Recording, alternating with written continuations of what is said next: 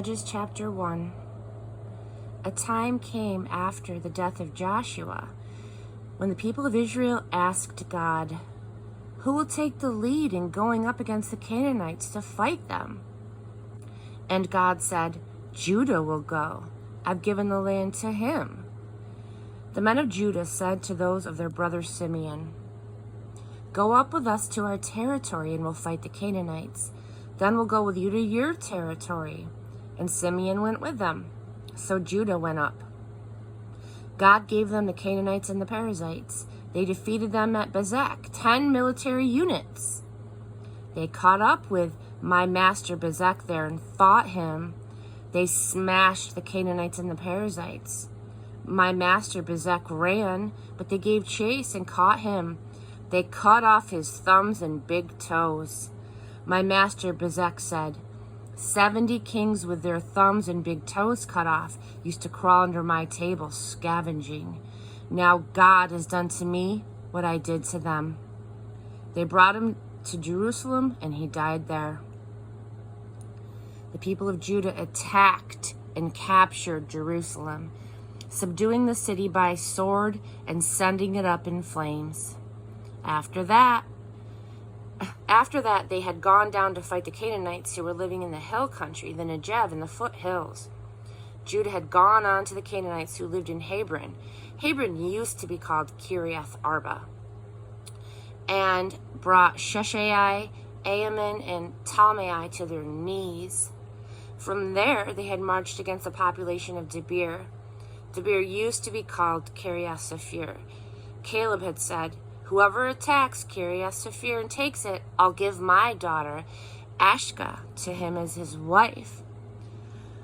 Othniel, son of Kenaz, Caleb's brother, took it. So Caleb gave him his daughter, Ashka, as his wife. When she arrived, she got him to ask for farmland from her father. As she dismounted from her donkey, Caleb asked her, "What would you like?" She said, "Give me a marriage gift. You've given me desert land."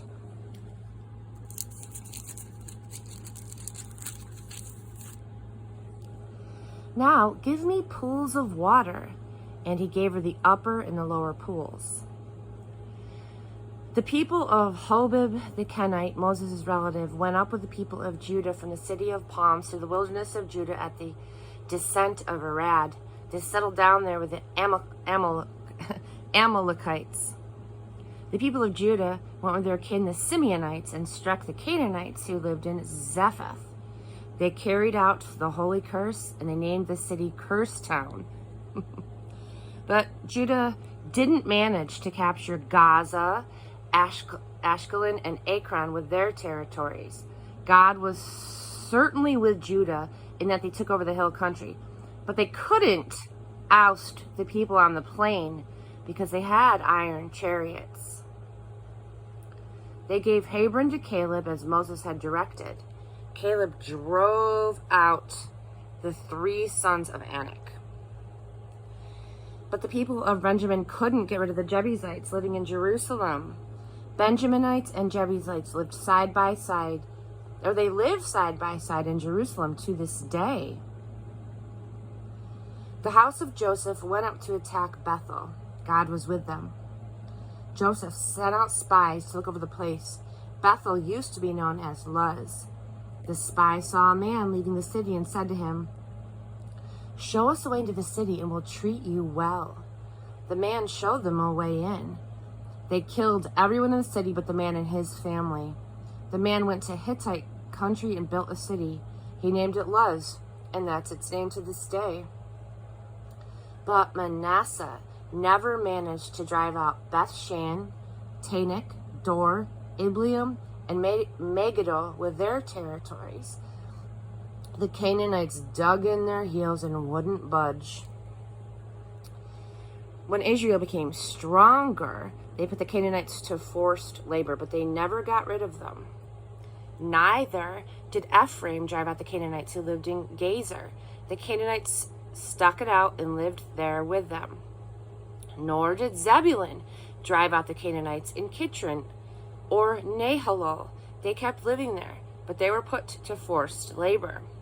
nor did Asher drive out the people of Acho, Sidon, Ahalib, Agzib, Helba, and Aphek, and Rehob.